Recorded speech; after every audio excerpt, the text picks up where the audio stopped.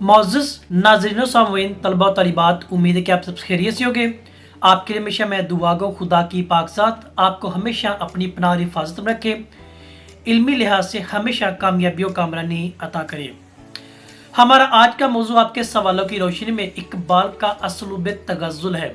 हम आज इस पर मुख्तसर गुफ्तगू करेंगे और जानने की कोशिश करेंगे कि इकबाल ने किन चीज़ों के लिहाज से इस पे गुफ्तगू की है, इकबाल का मुद्दा इस लिहाज से हमें क्या बताता है और कौन सी चीज़ मुझे और आपको मिलकर सीखने की ये मौका फराहम करता है। आज का मौसर मौजू हमारा इस एतबार से है। अल्लामा इकबाल की शायरी का मुताला करें तो हमें दो ज़ुबानों में शायरी करते मिलती हैं, पहली उर्दू और दूसरी फ़ारसी ज़ुबान में।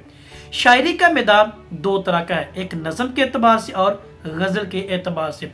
दोनों अंदाज में इकबाल ने कलम निगारी की है और खूब की है और एक से बढ़कर एक जिंदगी के पहलू को बयान किया है, जो उनकी तालीम, उनकी तरबियत, उनकी ज़ाहरी और बातनी दोनों जिंदगी पर अया होते हैं, जो उन्होंने अपने असातिज़ा से या कलाम खुदा की रोशनी में सीखा था। इकबाल से बात करें कबल की, इकबाल से कबल बेशुमार लोगों ने गज़लें लिखी हैं। गज़ल की रवायत मौजूद थी जो वारदात इश्क के एतबार से, हमें जिनसियत के एतबार से, बेवफाई महबूब की जो रोना धोना उस एतबार से मिलता है, या उसके लब और रुखसार की जो खुशामद करने के लिहाज से। ये रवायती तौर पर इकबाल से कबल गज़ल का मुद्दा या गज़ल के अनासर या तस्वीर कशी हमें मिलती है, लेकिन इकबाल के यहाँ ये चीज़ वो नज़र नहीं आती जो रवायती तौर पर गज़ल में एक मिलती है। इकबाल के हकीकी महबूब से गुफ्तगू या गुफ्तार के तौर पर मिलती है, जो तसव्वुफ फ़कर के अंदाज में, दरवेशी की सूरत में आता है, फ़क़ा या इल्म के सूरत में भी कह सकते हैं, हिकमत और दनाई के लिहाज से, या सियासत और बातन की बात ज़्यादातर वो करते मिलते हैं। ये बात एक अजीब भी है, एक मुनफत भी है। जिस तरह इकबाल से कबल ख्वाजा मीर दर्द का कलाम तकरीबन तसव्वुफ मिलता है, तो इस एतबार से इकबाल ने भी ज़्यादातर उस एतबार से बात की है जो रवायती चीज़ों पे वो मंजर आम पर नहीं आते थे। गज़ल एक सिन्फ है। अब बात करते हैं अपने मौजू के एतबार से, तो असलूब होता है राइटिंग स्टाइल को, जिस एतबार से लिखे।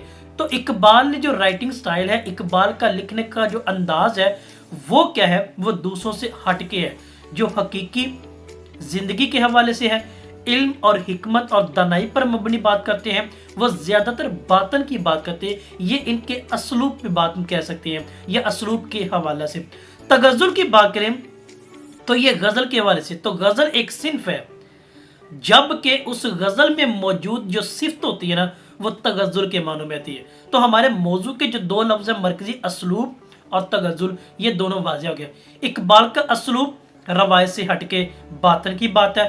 तगज़्ज़ुल क्या है, उसकी लिखी हुई गज़ल के अंदर वो खूबसूरती है जो उन्होंने अपने अल्फाज, ख्याल, तहकीक की सूरत में किया है।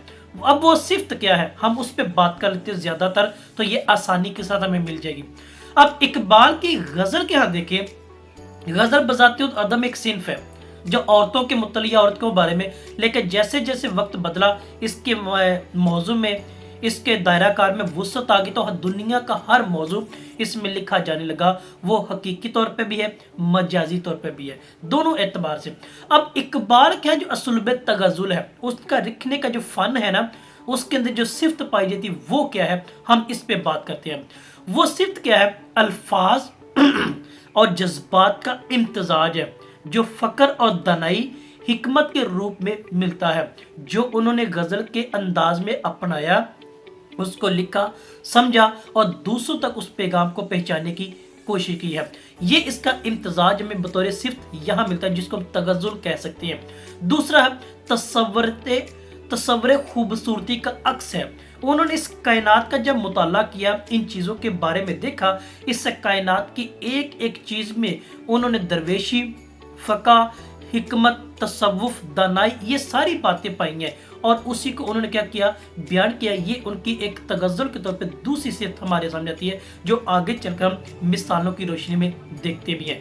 फिर फ़लसफ़ा और हिकमत का दामन इनके यहाँ बेशुमार और बड़ा वुसअत और मजबूती पकड़ता नजर आता है। ज़ाहिरी और बातिनी का फ़र्क, ये जो लिबादा ज़ाहिरी और बातिनी का फ़र्क, ये भी बतौर तगज़्ज़ुल इसकी मिसाल में हम कह सकते हैं।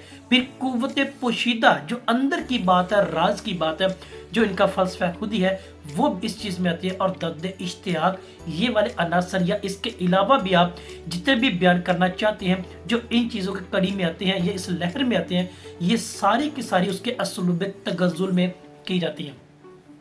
अब जितनी भी हमने ये बातें की हैं अब जितना भी हमने ये बयान किया मुख्तसर अल्फाज में, अब उनकी जो सिफ़त है ना असलूब तगज़्ज़ुल वाली, जिनको हम कहते हैं तगज़्ज़ुल की निशानियाँ, अब उनको बतौर मिसाल लेते हैं कि इकबाल ने वो चीज़ कैसे, कहाँ और किस अंदाज में बयान किया, उनका असलूब भी वाज़ेह हो जाएगा और तगज़्ज़ुल वाला मुद्दा भी सामने आ जाएगा। तो लिहाजा इकबाल लिखते हैं, ना तू ज़मीं के लिए है, ना तू ज़मीं के लिए है, ना आसमां के लिए, जहां तेरे लिए तू नहीं जहां के लिए। अब ये कुव्वत पोशीदा, फलसफा और हिकमत दोनों अंदाज में कि ये कायनात इंसान के लिए बनाई है, ना तू ज़मीं के लिए ना आसमां के लिए, ये जहां तेरे लिए। ए इंसान, रब्बे कायनात ने ये दुनिया, ये जहां, ज़मीन और आसमां सारे तेरे लिए पैदा किया, तू इनके लिए। ये क्या है, ये कुव्वत पोशीदा भी है, ये बातन की बात भी है, हिकमत और दानाई का उनसर भी हमें यहाँ मिलता है। ये क्या है, इकबाल का असलूब तगज़्ज़ुल है।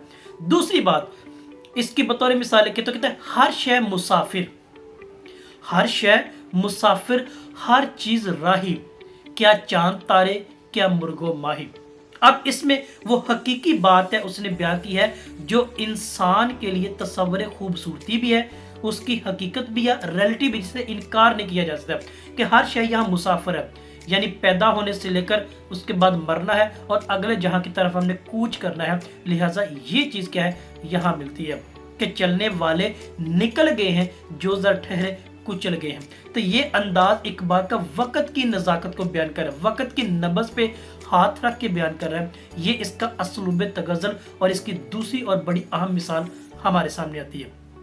तीसरी मिसाल हम लेते हैं, वो कहता है कि हिर्दमंदों से क्या पूछूं, हिर्दमंदों से क्या पूछूं कि मेरी इब्तदा क्या है। सवालिया अंदाज है, पूछ रहा है, वो तहकीक कर रहा है, सच कर रहा है कि हिर्दमंदों से क्या पूछूं कि मेरी इब्तदा क्या है, कि मैं इस फिक्र में रहता हूँ, मेरी इंतहा क्या है। यानी फिक्र, सोच विचार कि मेरे बातन का, मेरे अंदर का वो असल पैगाम क्या है, खुदा ने वो क्या बताया, कलाम खुदा क्या बता गया। वो कहता है मैं तो अभी उसको रिसर्च कर रहा हूँ।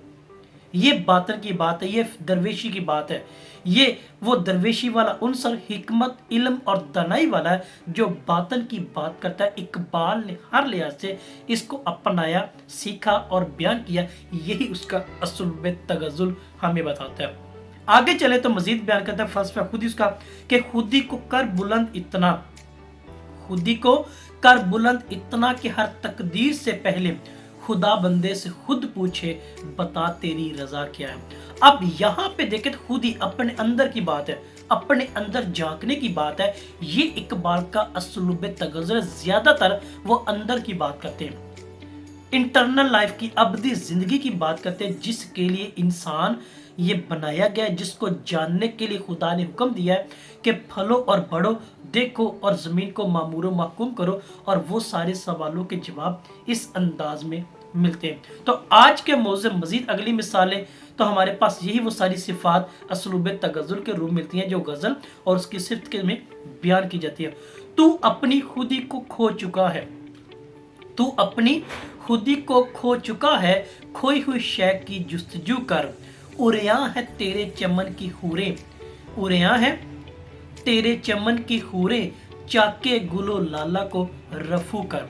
अब इंसान इस वक्त अपनी असलियत को खो चुका है, जिसको बतौर इंसान क्या है, आज इंसान के रूप में हैवान ज्यादा मौजूद है। उसने उस पे बात की, तवज्जो दिलाने को ये कि आज तू अपनी असलियत को खो चुका है। ये दरवेशी वाली बात है, हकीकत की बात है, दानाई की बात है, इल्म की बात है, तसव्वुफ की बात है, अबदी ज़िंदगी की बात है, जो यहाँ पर भी और आगे आने वाली ज़िंदगी दोनों में काम आनी है। तो लिहाजा उरियां है तेरे चमन की हुरें, तो आज अपने गिरदोनवा में जो सारे नंगे नज़र आ रहे हैं। जिस्मानी तौर पर तेरा जिस्म मेरी मर्जी के एतबार से और मेरा जिस्म मेरी मर्जी के एतबार से। तो लिहाजा वो कहते हैं इसको रफू कर, इसको क्या कपड़े को पैबंद लगा और अपने आप को उरिया मत कर, क्योंकि खुदा ने कहा कि ऐब जी मत कर, तुम्हारी भी वरना ऐब जी की जाएगी।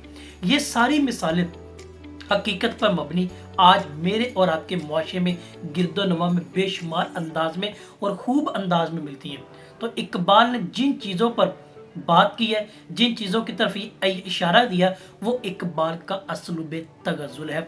यही वो मिसाल, यही वो सिफ्त, यही वो खूबी और क्वालिटी इकबाल की है जो बतौर तसव्वुफ़, फ़क्र और दरवेशी के अंदाज में हिकमत और दानाई की बातें और मेरे और आपके अंदर का वो अक्स बयान करके बताते हैं।